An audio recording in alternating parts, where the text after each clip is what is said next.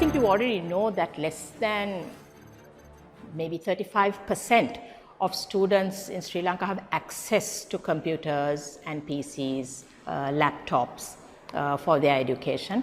Similarly, we find that less than 5% of school students have access to any form of smart boards, the type you described that is now being popularized. So we cannot have a situation where we just have on and off donations given by people, and this particular program which I read about, the Sakpala program, is extremely laudable because it has chosen places in the country where the students have no access to computer education or internet education or the ability to enter a digital learning platform.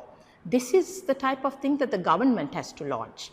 Governments have to start launching these, actually not today, but yesterday.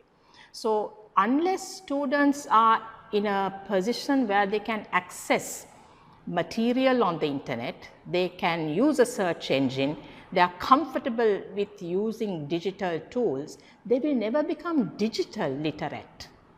Literacy and numeracy are just very, very archaic tools of measuring an education system.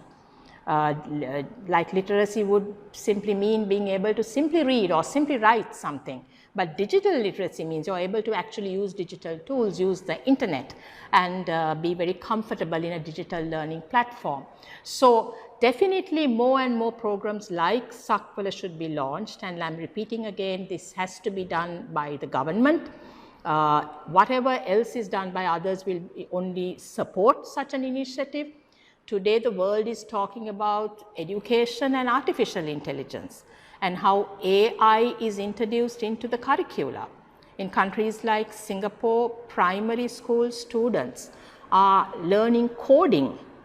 Teacher training institutions in countries like Finland and UK and Singapore are using coding and computer programming in teacher training curricula. So in such a situation in Sri Lanka, less than 10% of the 10,100 schools have access to science, technology and information technology classrooms. So definitely we need more and more initiatives like this, and almost all schools should be included in this type of initiative where digital learning becomes part of the curriculum, part of the norm and part of the teacher training programs. It's a must.